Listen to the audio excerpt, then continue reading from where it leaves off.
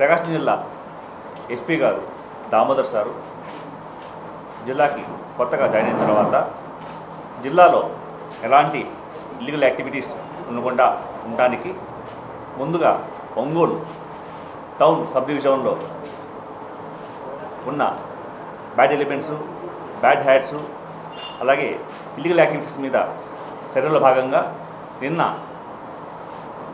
సుమారు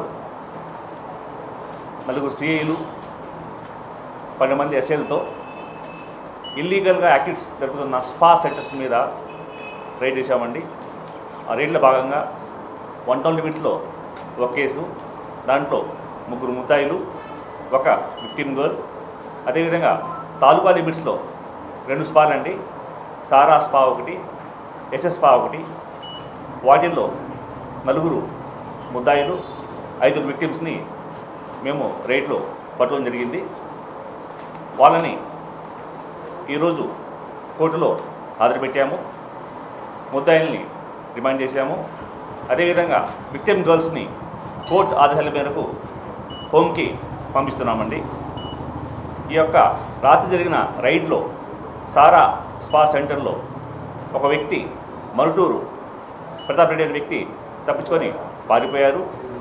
అతని మీద సెక్షన్ 262 బిఎన్ఎస్ కింద కూడా కస్టడీలో ఉన్న వ్యక్తి పారిపోతే ఆ చట్టం కింద ఆ యాక్ట్లో కేసు నమోదు చేశాము.